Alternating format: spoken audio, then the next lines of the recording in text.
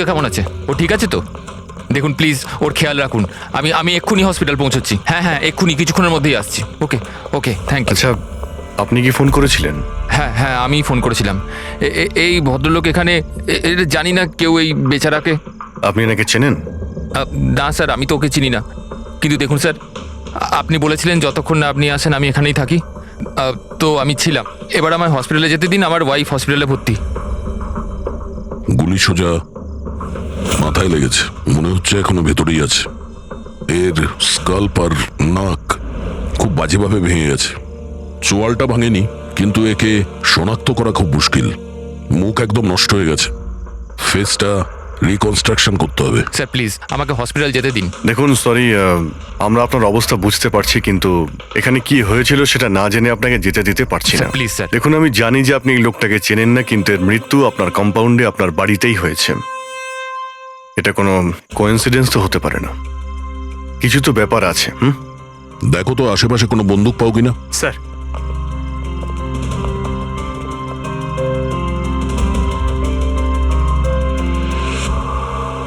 ভাই ভাই, you don't worry, আমি খবর নিয়েছি, বৌদি একদম ঠিক আছে হসপিটালে।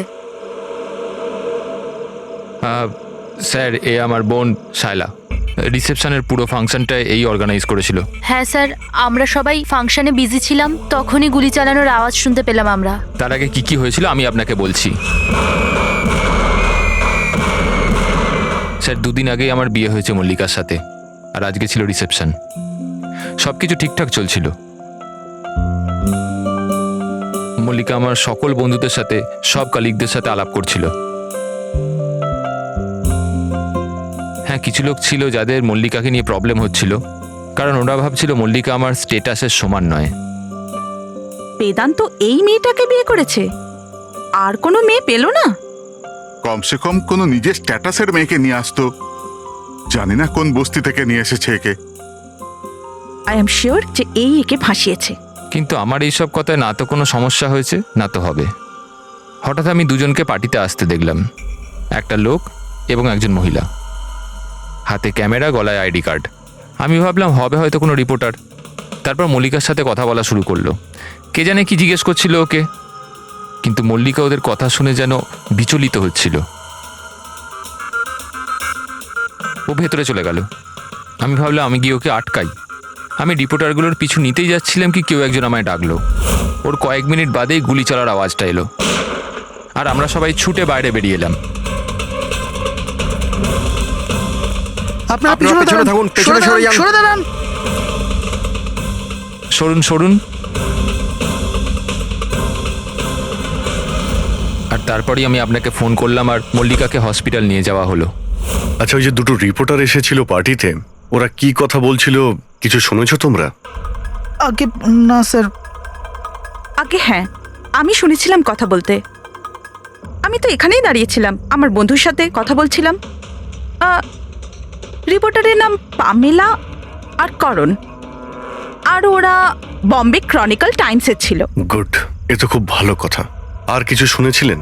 আপনার সঙ্গে কোনো কথা বলেছিল ওরা? না না, ওরা মালিকাকে জানি না কেমন অদ্ভুত অদ্ভুত প্রশ্ন করছিল। তুমি কখনো বোট ব্লাস্টের ব্যাপারে শুনেছো? তুমি নিশ্চয়ই বোটে বন্দুক সহ একজন মানুষকে দেখেছো। নো প্রবলেম, আমি নিজেই খুঁজে নেব। বেচারি মালিকা খুব ঘাবড়ে গেছিল আর ভেতরে চলে গেল, আর কিছুক্ষণ পরে গুলির আওয়াজ পাওয়া গেল। এরকম পাগল রিপোর্টার আমরা অনেক দেখেছি, আর আপনারাও খুব ভালোভাবে জানেন যে কোনো কারণ ছাড়া কোনো রিপোর্টার এরকম ফালতু প্রশ্ন করবে না। তো তোমার কি মনে হচ্ছে ওরা দুজন কোনো রিপোর্টার ছিল না? হতে পারে। ওরা যখন ভিতরে ঢুকেছিল তখন তোমরা গেটের সামনে ডিউটি করছিলে, তো ওদের দেখেছিলে তোমরা? গেটের বাইরে সিসিটিভি ক্যামেরা লাগানো আছে, নিশ্চয়ই ভেতরে আসলে দেখা যাবে। স্যার, ওদের এন্ট্রি রেজিস্টারেও আছে, যদি আপনি বলেন তো নিয়ে আসবো।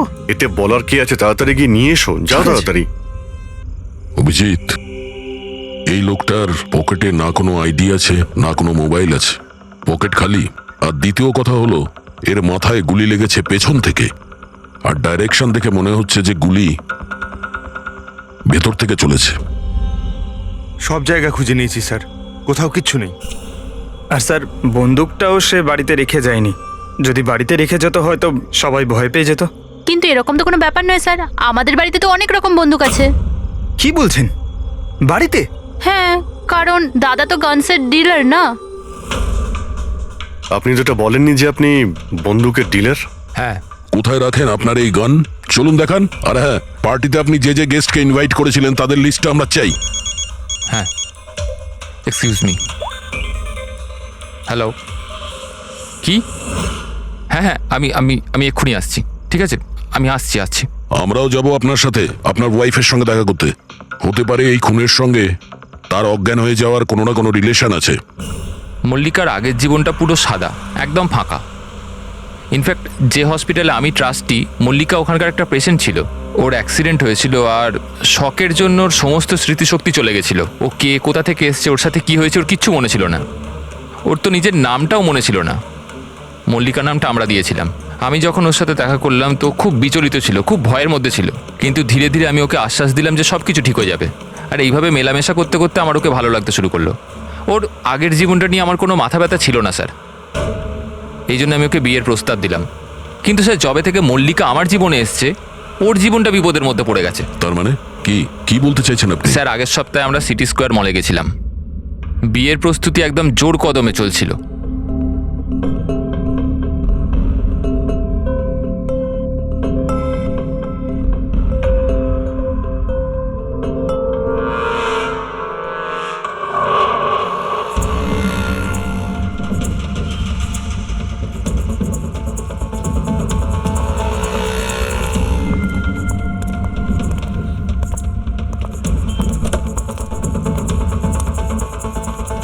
ম্যাডাম, মনে হচ্ছে আমি আপনাকে আগে কোথাও দেখেছি। আমায়? চিনতে পারলেন না আমাকে? না, আমি চিনি না আপনাকে। কি বলছেন চিনতে পারলেন না? এই দেখুন পোড়া মুখ, বোট, কিছু মনে পড়ছে না আপনার? না, সরি, আমি আপনাকে চিনি না। কি বলছেন আপনি চিনতে পারছেন না? আমি জানি তো আপনি দিয়া ম্যাডাম, তাই না? আপনার কিছু ভুল হচ্ছে। আমার নাম মল্লিকা। আরে আপনি দিয়া ম্যাডাম তো। বোটে আপনি এসেছিলেন আপনার জন্মদিন পালন করতে, মনে নেই? না। নেই কি করে? আপনি মনে করুন। আরে আমার হাত- এই দেখুন আমার পোড়া বেদান্ত, মুখ। হাত ছাড়ো। আমার কোনো ভুল হতেই পারে না। বেদান্ত। আপনি চিনতে এই, পারছেন না আমাকে? ছাড়ো গে, আমি ছাড়ো চিনি গে। না আপনাকে। হাত দিচ্ছিস কেন আরে কি গায়ে? বলছেন কি? উনি তো আমাকে চেনেন, দিয়া ম্যাডাম। এনার জন্যই আমার মুখটা পুড়ে গেছে। এখন আমাকে চিনতেই অস্বীকার করছে। তুই এখান থেকে বেরো, না হলে কিন্তু আমি পুলিশকে ডাকবো। আরে পুলিশ! আরে পুলিশ! এই, দাঁড়া, দাঁড়া। পুলিশকে ডাকবে ও। কিছু হয়নি। It's all right. চলো চলো, তুমি গাড়িতে বসো। সেই লোকটা আর কোনোদিন সামনে এসেছিল? না স্যার, কিন্তু ওর দুদিন পরে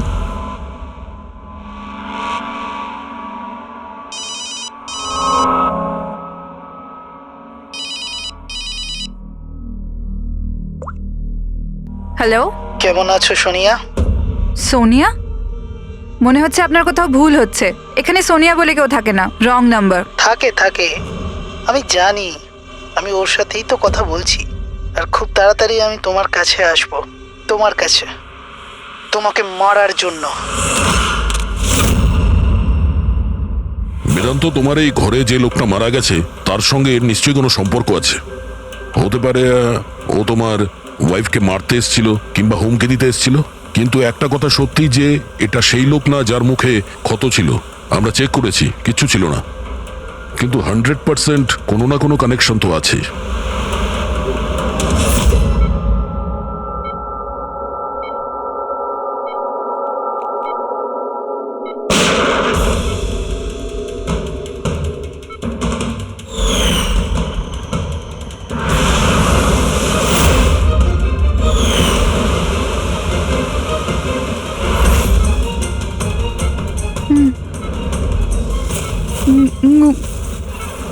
গুলি, গুলি, না না।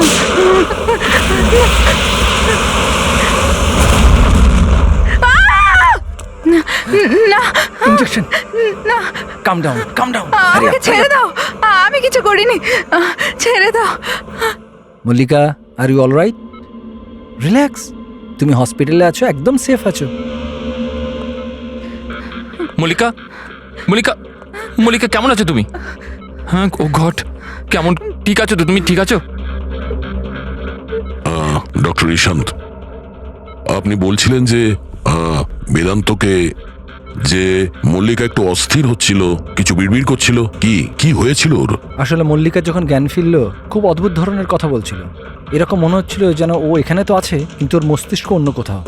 মানেটা কি? এরকম মনে হচ্ছিল যেন ও কোনো পুরনো ঘটনার কথা মনে করছিল। ওর অবচেতন মন যেন ওই ঘটনাটাই দেখছে।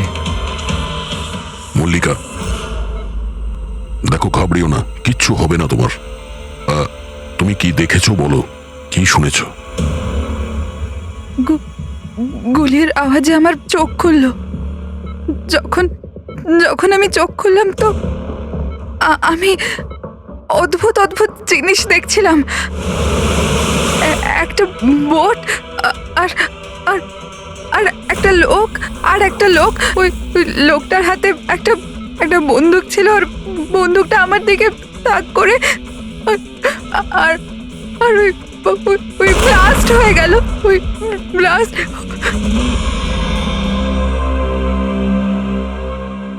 ডাক্তারবাবু, এমনটা তো নয় যে মেডিকেশনের জন্য ওর হ্যালুসিনেশন হচ্ছে, কারণ আমি কখনো ওকে কোনো বোটে নিয়েই যাইনি, তো জানি না, বুঝতে পারছি না তো আমি কিছু। ভালো হতে পারে যে তোমার সঙ্গে দেখা হওয়ার আগে কোনো বোটে গেছিল। হ্যাঁ, তবে তুমি তো বলেছিলে না যে তুমি যখন ওর সঙ্গে দেখা করেছিলে ওর আগের জীবনের কথা কিছু মনেই ছিল না?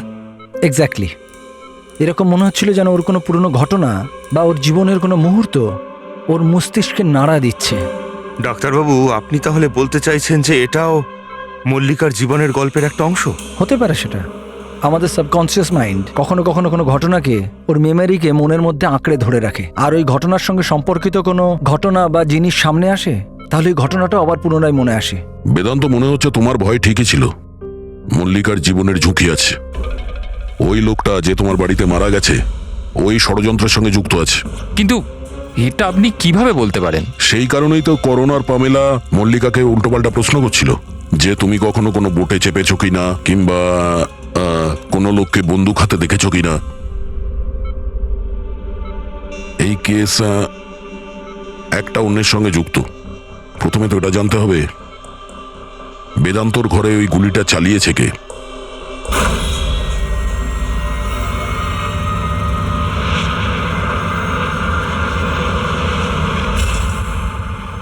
স্যার, এগুলো লিগ্যাল ডকুমেন্ট আর লাইসেন্স সব আমাদের কাছে আছে। আচ্ছা, এখানে এই রুমে কারা কারা আসতে পারে? এখানে বেদান্ত স্যার, মল্লিকা বৌদি আর শায়লা ম্যাডাম ওনার বন্ধু আসতে পারে। অদ্ভুত তো, এখানে তো সবাই আসতে পারে। অনেকে এখানে আসতো, তার মানে তো যে কেউ বন্দুক নিয়ে এখান থেকে ইউজ করতে পারে। স্যার, হ্যাঁ স্যার, এরা দুজন রিপোর্টার সেজে এসেছিল। সিসিটিভি ফুটেজে ধরা পড়েছে। মিডিয়া অফিসগুলো থেকে খোঁজ নিয়ে জানতে পারলাম যে এরা কোনো অফিসেই কাজ করে না। নকল রিপোর্টার? ঠিক আছে, এদের ব্যাপারে খোঁজ নাও আর এখানকার সমস্ত বন্দুক বাজেয়াপ্ত করো।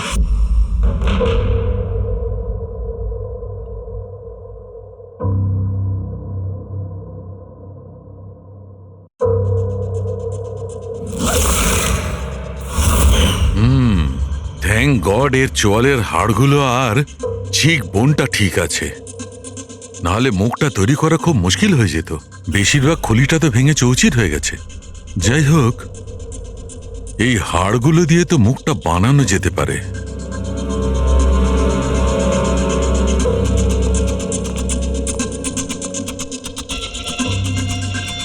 এর মধ্যেই আছে সেই বন্দুকটা যেটা দিয়ে ওকে গুলি করা হয়েছে। জানতে হবে প্রথমে এর মুখটা তাকে তৈরি করি।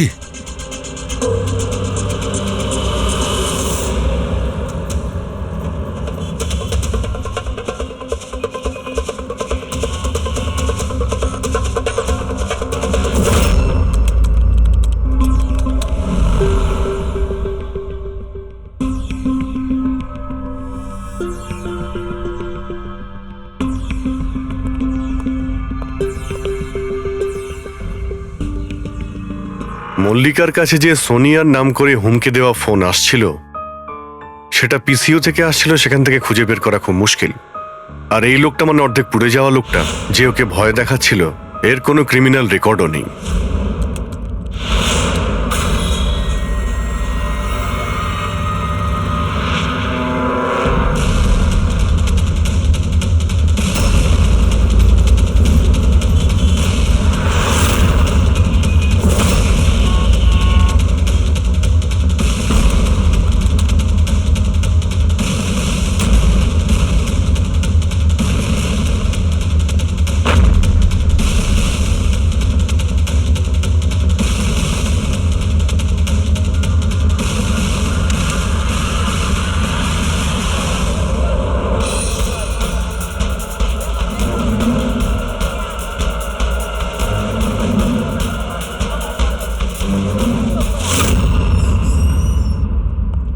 শুনুন,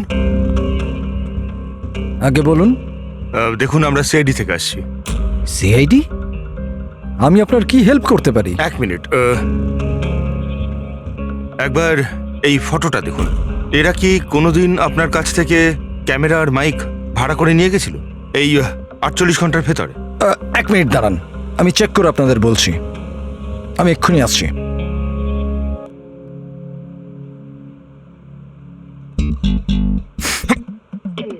কি হয়েছে? আরে ধরিস না, খারাপ আরে হয়ে যাবে। কিচ্ছু হবে না। আরে ওগুলো তো দেওয়ালে এমনিই টাঙানো রয়েছে। কি ফ্রেডি স্যার? আগে হ্যাঁ, এ করণ আর পামেলা, এরা 48 ঘন্টা আগে আমাদের এখান থেকেই মাইক আর ক্যামেরা ভাড়া করেছিল।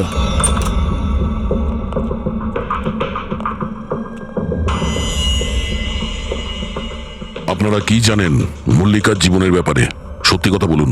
স্যার, আমি আর আমার স্ত্রী থিয়েটার অ্যাক্টার্স। শায়লা আসলে আমাদের ফিনান্সিয়ালি অনেক উপকার করেছে। তো হি ইজ রাইট স্যার। আসলে আমাদের বলা হয়েছিল যে মল্লিকাকে অদ্ভুত অদ্ভুত প্রশ্ন করতে। আমরা তো শুধু ওটাই করেছি। বিশ্বাস করুন, আমরা এটা ছাড়া আর কিচ্ছু জানি না। প্লিজ আমাদের ওপর বিশ্বাস করুন। হেই, শায়লা এরকম কেন করবে? এমন কিছু তো আছে মল্লিকার গত জীবনের ব্যাপারে যে ওই মেয়েটা জানে আর আমাদের কাছে লুকোচ্ছে।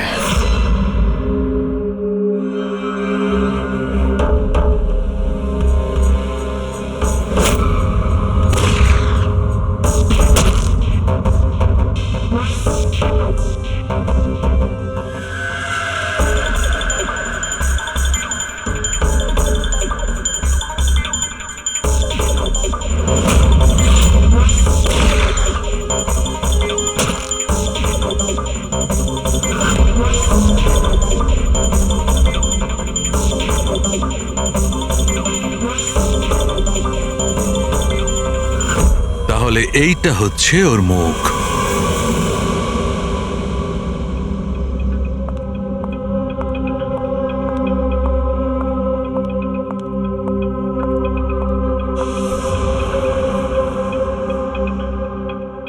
আপনারা এখানে? দাদা বৌদি তো নেই বাড়িতে, ওরা হসপিটালে গেছে চেক আপের জন্য। হ্যাঁ, সেটা আমরা জানি। ওনাদের সাথে নয়, আমরা তোমার সাথে কথা বলতে চাই। আমার সাথে? একে চেনো? না স্যার। আর এদের চেনো? না স্যার। আরে এরা তোমার থিয়েটারের বন্ধু। তুমি তো এটা বলনি যে তুমি অ্যাক্টরদের কাজও দাও। এই পার্টিতে তুমি ওদের ডেকেছিলে না, মল্লিকাকে ভয় দেখাতে আর উল্টোপাল্টা প্রশ্ন করার জন্য? এবার তাড়াতাড়ি বলে দাও, এসব তুমি কেন করেছিলে? কি জানো তুমি মল্লিকার ব্যাপারে? হ্যাঁ, ওর আগের জীবনের ব্যাপারে? আর সেই লোকটার ব্যাপারেও যার মৃত্যু তোমাদের বাড়িতে হয়েছে। আমি কিচ্ছু জানি না। মানে বলতে চাইছি, আমি মল্লিকার ব্যাপারে কিচ্ছু জানি না। আমি তো শুধু অতটুকুই জানি যতটা আমাকে ওই লোকটা বলেছিল, যার মুখটা পোড়া। তুমি ওই লোকটাকে চেনো? হ্যাঁ স্যার, যেদিন ওই লোকটা মল্লিকাকে হুমকি দিয়েছিল আমি ওখানেই ছিলাম। আর যখন দাদা মল্লিকাকে সামলাচ্ছিল তখন আমি ওই লোকটার পেছনে গেছিলাম। শোনো। কি হলো? কে তুমি? আর তুমি মল্লিকাকে কি বলছিলে? কি করে জানো তুমি ওকে? এটা আপনি আমায় কেন জিজ্ঞেস করছেন? ওনাকে জিজ্ঞেস করুন, যে মল্লিকা সেজে ঘুরে বেড়াচ্ছে ওনাকে জিজ্ঞেস করুন। দিয়াকে উনি বলবেন যে 1 বছর আগে কি হয়েছিল বোটে। হ্যাঁ, এই দেখুন, এই সবকিছু ওর পরিণাম। আমাকে জিজ্ঞেস করছে কে মল্লিকা। আমার মল্লিকাকে নিয়ে কোনো চিন্তা নেই, কিন্তু আমি শুধু আমার দাদাকে নিয়ে চিন্তিত। আর আমি চাই না ওই পাগল মেয়েটার জন্য আমার দাদাকে হারিয়ে ফেলি। স্যার, এর থেকে বেশি আমি কিচ্ছু জানি না, সত্যি বলছি। স্যার, তার মানে এটা তো ডেড এন্ড।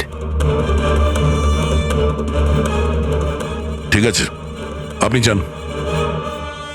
এখন তো একটাই রাস্তা আছে। প্রথমে এটা জানতে হবে যে 1 বছর আগে কোন বোটেই অ্যাক্সিডেন্টটা হয়েছিল।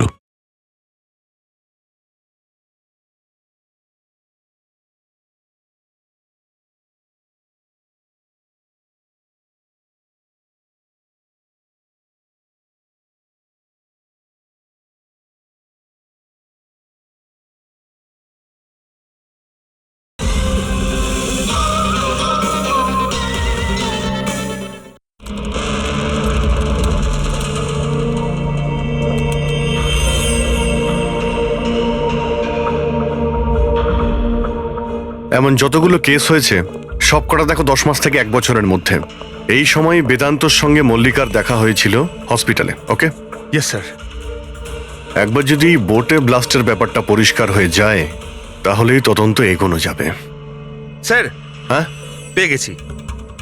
এই দেখুন, 2016 নভেম্বরে একটা বোট ব্লাস্ট হয়েছিল কেরালায়। স্যার ওই বোটে 4 জন ছিল, হাজব্যান্ড ওয়াইফ, ওনাদের মেয়ে দিয়া, আর ওই বোটের মাঝি।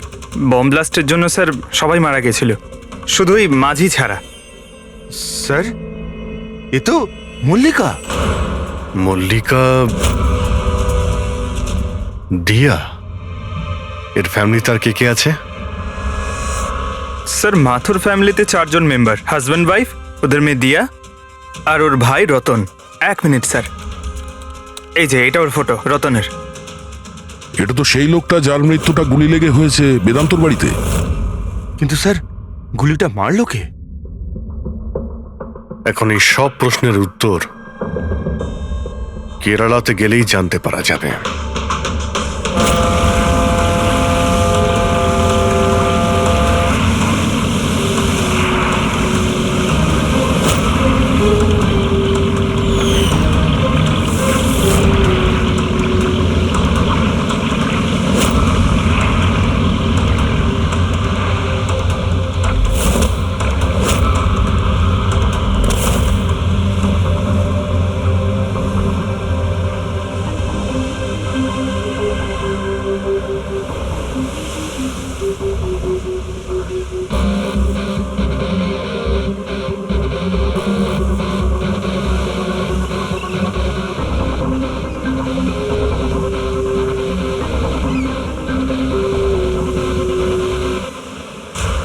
এই জালটাকে ভালো করে ধুতে হবে। সুব্রমণিয়ম, ভালো করে দড়ি দিয়ে বাঁধো। আগে আপনি সুব্রমণিয়ম? হ্যাঁ। সিআইডি, মুম্বাই। 1 বছর আগে ডিসেম্বর 2016-তে আপনার বোটে ব্লাস্ট হয়েছিল, সেই ব্যাপারে জানতে এসেছি। তাতে একজন পুরুষ আর একজন মহিলা মারা গেছিল, আর ওর মেয়েটা হারিয়ে যায়। আপনার বোটের মাঝিও তো ছিল ওতে। মাঝি? হ্যাঁ, আপনার বোটের মাঝি তো ওই বোটেই ছিল। হ্যাঁ স্যার, মাঝিও ছিল। প্রচুর লোকসান হয়ে গিয়েছিল আমার। 3 জন লোকের ফ্যামিলি এসেছিল, ভাড়া নিয়েছিল আমার নৌকোটাকে। ওদের ওই আইল্যান্ডে যাওয়ার কথা ছিল, নিজের বাংলোতে। স্যার, হঠাৎ ব্লাস্ট হয়ে গেল, সব শেষ। আমার নৌকোটাও, আমার আমার মাঝিটাও, ও বেচারাও খুব কষ্ট পেয়েছিল। অর্ধেক মুখ জ্বলে গিয়েছিল ওর। আচ্ছা, এই কান্তকে এখন কোথায় পাওয়া যাবে? এখন বলতে পারবো না স্যার, আমি জানি না ও কোথায় থাকে এখন।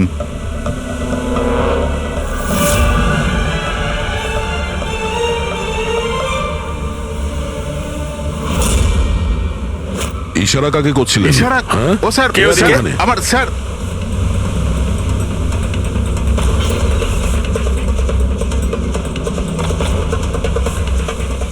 এই, এই, এই, দাঁড়া।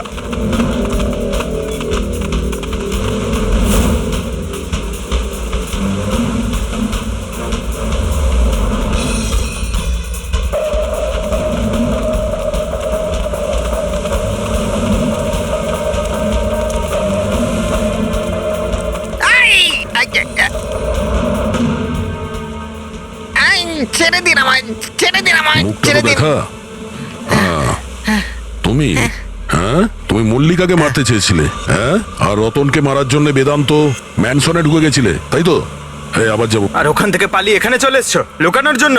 না কেন করেছো তুমি এটা, বলো? না না স্যার, আমি আমি কাউকে খুন করিনি। আমি লুকোনোর জন্য পালাচ্ছি না, আমার প্রাণ বাঁচানোর জন্য পালাচ্ছিলাম। আচ্ছা, রতন মরে যাওয়ার পর আমাকে এখানে আসতেই হলো। আপনারা এখনো বুঝতে পারলেন না? ওই মল্লিকা পুরোপুরি পাগল। ও মল্লিকা বিপদে নেই, দিয়া নিজেই বিপদ। কি বাজে কথা বলছো? হ্যাঁ, ওই বেচারি তো অসুস্থ, আর তুমি ওকে সবসময় বিরক্ত করছিলে। না স্যার, ওই মেয়েটা আপনাদের বোকা বানাচ্ছে। বোটে কি হয়েছিল আমি আপনাকে জানাচ্ছি। ওই দিন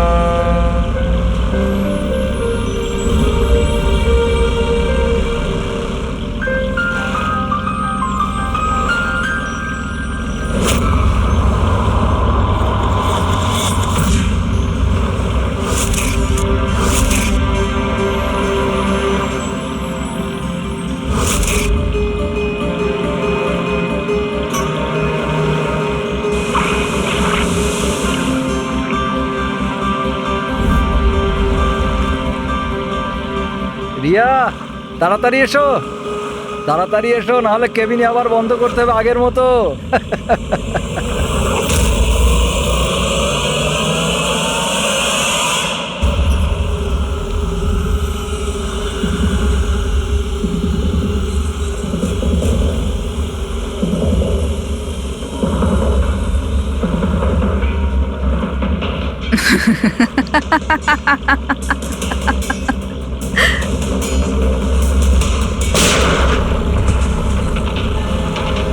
এটা আপনি কি করলেন? নিজের বাবা মাকে মেরে ফেললেন। দিয়া ম্যাডাম, এটা আপনি কি করলেন? কে দিয়া ম্যাম? আমার নাম সোনিয়া। সোনিয়া দুজনকে কোনো দিন ছাড়ে না। এক, যে ওকে ঘরে বন্দি করে। দ্বিতীয়, যে ওকে খারাপ কাজ করতে দেখে আমাকে নেয়। মারবেন না।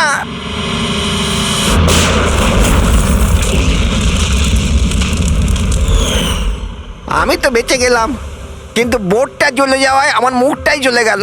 তারপর আমি রতনের সাথে দেখা করতে যাই, যে এই বোটের বুকিং করেছিল। ও বলল কাউকে এটা বলতে না, যে একটা বড় দুর্ঘটনায় ওদের পুরো ফ্যামিলিটাই শেষ হয়ে গেছে। খুব বড় লোক ওরা, অনেক বদনাম হবে ওদের, এই জন্য বলিনি আমি। কিন্তু এটা কার জন্য হলো? ওই মাথুর বাবুর মেয়ে দিয়া, ওর পাগলামির জন্য। পাগলামো? হ্যাঁ, দিয়া, যাকে আপনারা মল্লিকা ভাবেন না, ওর দ্বিতীয় রূপ সোনিয়া। ওর ভেতরে একটা ভয়ঙ্কর পাগল খুনি বাস করছে। স্যার, তার মানে স্প্লিট পার্সোনালিটি? যদি এ সত্যি কথাই বলে, তাহলে তো আমাদের আগে এটা জানতে হবে যে দিয়ার ভেতরে সোনিয়া ও রতনের খুন করেছে কিনা। আর যদি করে থাকে, তাহলে দিয়ার ভেতরে সোনিয়াকে যে কোনোভাবেই জাগাতে হবে।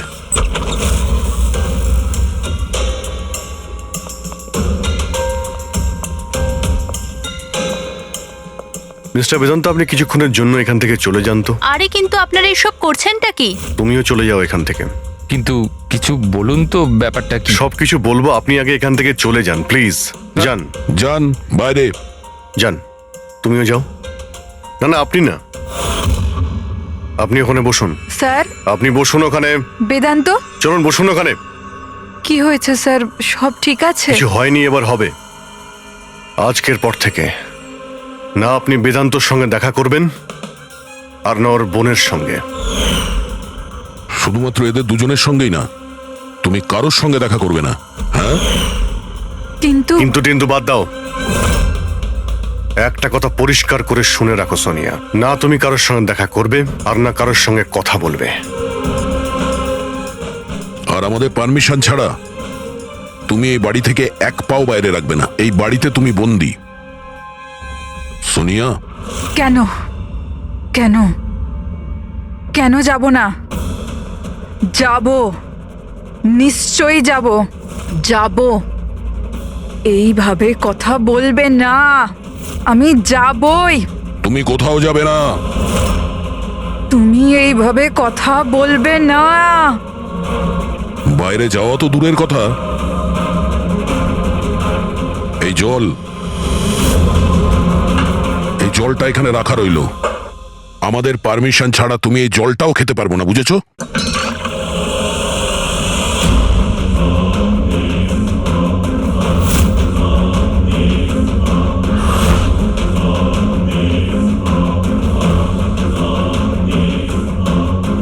তুই আটকাবি আমাকে, নাকি তুই? সোনিয়া নিজের ইচ্ছার মালিক। সোনিয়াকে কেউ আটকাতে পারবে না, সোনিয়াকে কেউ আটকাতে পারবে না।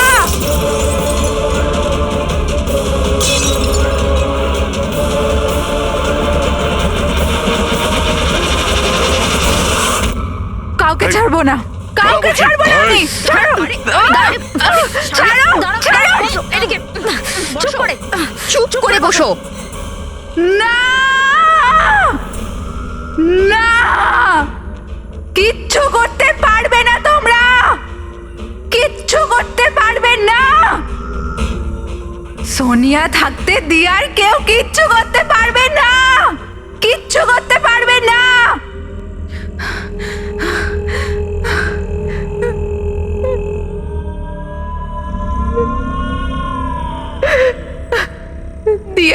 বাবা মা এরকমই করেছিল। দিয়াকে ঘরে বন্ধ করে দিত, কেউ এলেও দিয়া একাই বসে থাকতো, কেউ আসতো না।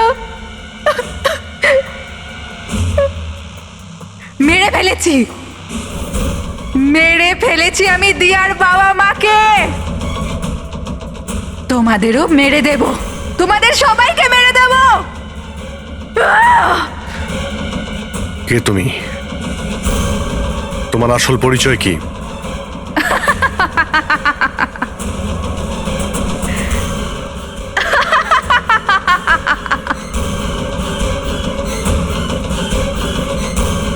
আমি কে? আমি দিয়া, আমাকে বাঁচাও। আমি দিয়া, প্লিজ আমাকে বাঁচাও, প্লিজ। রতনকে তুমিই মেরেছো না?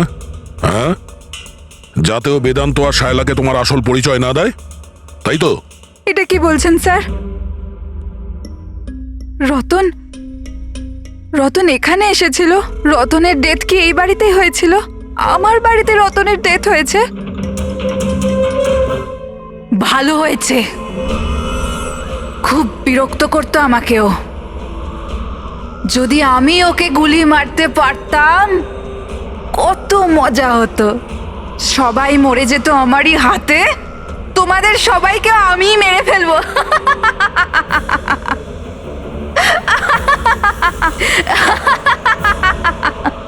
খোলো আমাকে, আমি বলে দিচ্ছি, আমাকে খুলে দাও, না হলে তোমাদের সবাইকে মেরে ফেলবো।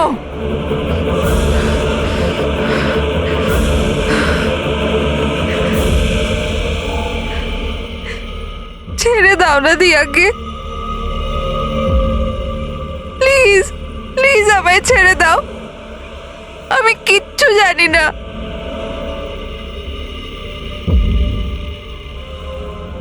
বেদান্ত, বেদান্ত, বেদান্ত, তুমি কোথায় গেলে? বেদান্ত কোথায়? প্লিজ আমাকে এখান থেকে নিয়ে যাও। খুলে দাও, খুলে দাও আমাকে।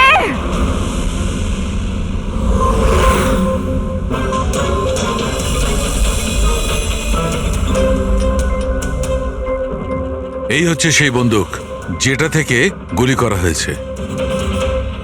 এবার অভিজিৎ, তুমি এক কাজ করো, এই বন্দুকটা নাও, আর ওই সেকেন্ড ফ্লোরে যে উইন্ডোটা আছে ওখানে গিয়ে একে গুলি করো। ওখান থেকে? কাম অন, গো। আরে স্যার, এটা 9mm বন্দুক। যদি আমি জানালা থেকে দাঁড়িয়েও এই ডামিকে গুলি করি, তাহলে গুলিটা ডামি পর্যন্ত পৌঁছানোর আগেই নিচে পড়ে যাবে। রেঞ্জ খুবই কম হয়, এর গুলি লাগবেই না। আচ্ছা, ওর গুলিটা লাগবেই না।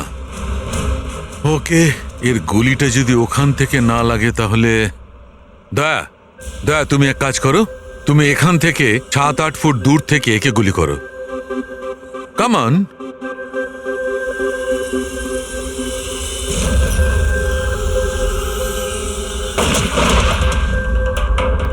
আপনি প্রমাণ কি করতে চাইছেন ডক্টর সালুখে? দয়া এটাই যে মল্লিকা বিপজ্জনক হতে পারে, খুনিও হতে পারে, কিন্তু ও নিজের ভাই রতনকে মারেনি। কি বেসিসে তুমি এটা বললে? আমি বলছি, দয়া, যখন তুমি একে গুলি মেরেছ, এই গুলিটা সিধে এখানে গিয়ে লেগেছে এর খুলিতে, নিচের দিকে। হ্যাঁ, যদি এই গুলিটা সেকেন্ড ফ্লোর থেকে ছোঁড়া হতো, তাহলে অভিজিৎ যেমন বলেছে, ওই গুলিটা এখানে এসে পৌঁছতোই না, নিচে পড়ে যেত। আর মনে করো যদি ওটা খুব পাওয়ারফুল গান হয়, গুলি একে লেগেও যায়, তাহলে গুলিটা এর ওপর থেকে নিচের দিকে লাগতো, কারণ গুলিটা এইভাবে আসতো এই ওপর থেকে নিচের দিকে। কিন্তু আমি যে ক্ষতটা পেয়েছি ওটা একদম সিধে গেছে, সিধে। সেই জন্য মল্লিকা এই গুলিটা চালায়নি। স্যার, কিন্তু যদি মল্লিকা গুলি না চালায় তাহলে কে চালালো? এই গুলিটা যেই চালিয়ে থাকুক, ও এখানেই ছিল, এই গ্রাউন্ড ফ্লোরে, এরই আশেপাশে। তার মানে স্যার, ও পার্টিতে উপস্থিত ছিল, আর যখন পার্টিতে ছিল তাহলে পার্টির জামা কাপড় পরেছিল। আর যদিও গুলি চালিয়েই থাকে, তাহলে ওর কাপড়ে গান পাউডারও থাকবে। কারেক্ট। বেদান্তর বন্ধু মল্লিকা আর ওর ননদ আর ওই যে দুজন নকল রিপোর্টার ছিল না, ওদের সবার ড্রেস নিয়ে আসো, ওদের না জানিয়ে।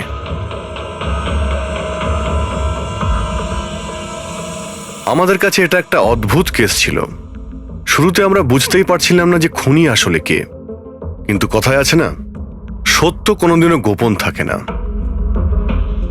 ও মল্লিকাকে হুমকি দিয়েছিল, ভয় দেখিয়েছিল, এটা সত্যি। আর 1 বছর আগে মল্লিকা ওর বাবা মাকে খুন করেছিল, এটাও সত্যি।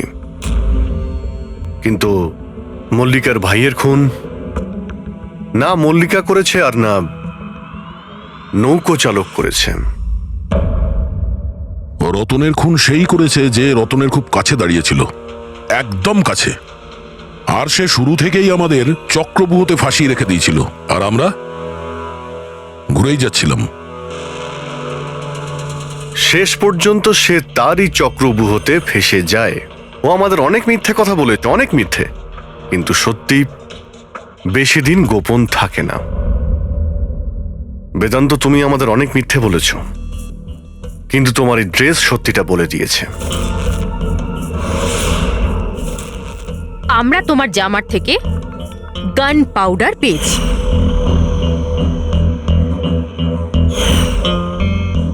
আমি রতনকে গুলি মেরেছিলাম। রিসেপশনের একদিন আগে ওর একটা ফোন এসেছিল, আর ও রিসেপশনের দিনও এখানে এসেছিল।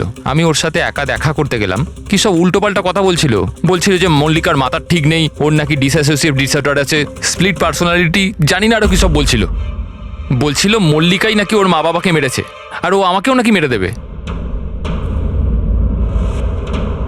খুব রাগ হয়েছিল ওর ওপরে।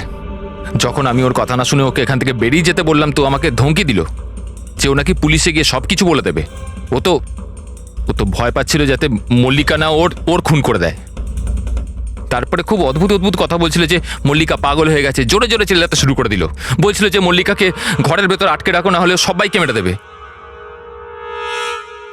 আমি ওর কথা শুনলাম না, আর ওকে বললাম যে ও যেন ওখানেই দাঁড়ায়।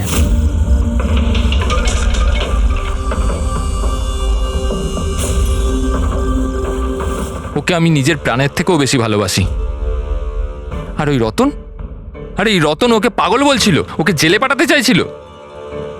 সব কিছু শেষ হয়ে যেত, মল্লিকার জীবন, আমার ইমেজ, এই সব কিছু শেষ হয়ে যেত। সেটা তো মিস্টার বেদান্ত ধরে নাও শেষ হয়েই গিয়েছে। আর তুমি এটা কি করে ভাবলে যে তুমি কারো খুন করে দেবে আর তোমার জীবন আর ইমেজ ঠিক থাকবে? হ্যাঁ, মল্লিকা ওরফে দিয়া এই অপরাধ অজান্তে করেছে, সজ্ঞানে করেনি।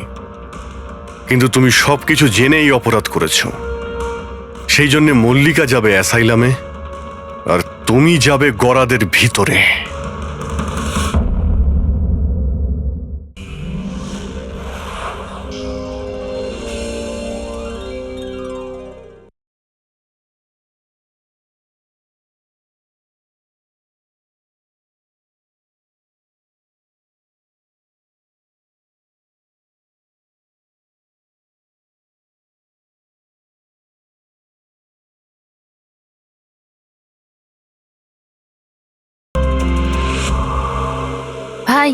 ভাই ইউ ডোন্ট ওয়ারি, আমি খবর নিয়েছি, বৌদি একদম ঠিক আছে হসপিটালে। স্যার, এ আমার বোন শায়লা। রিসেপশনের পুরো ফাংশনটা এই অর্গানাইজ করেছিল। হ্যাঁ স্যার, আমরা সবাই ফাংশনে বিজি ছিলাম, তখনই গুলি চালানোর আওয়াজ শুনতে পেলাম আমরা। তার আগে কি হয়েছিল আমি আপনাকে বলছি। স্যার, 2 দিন আগেই আমার বিয়ে হয়েছে মল্লিকার সাথে, আর আজকে ছিল রিসেপশন। সবকিছু ঠিকঠাক চলছিল। মল্লিকা আমার সকল বন্ধুদের সাথে, সব কালিগদের সাথে আলাপ করছিল। হ্যাঁ, কিছু লোক ছিল যাদের মল্লিকাকে নিয়ে প্রবলেম হচ্ছিল, কারণ ওরা ভাবছিল মল্লিকা আমার স্টেটাসের সমান নয়। বেদান্ত এই মেয়েটাকে বিয়ে করেছে, আর কোনো মেয়ে পেল না? কমসে কম কোনো নিজের স্ট্যাটাসের মেয়েকে নিয়ে আসতো। জানি না কোন বস্তি থেকে নিয়ে এসেছে একে। আই এম শিওর যে এই একে ফাঁসিয়েছে। কিন্তু আমার এইসব কথায় না তো কোনো সমস্যা হয়েছে, না তো হবে।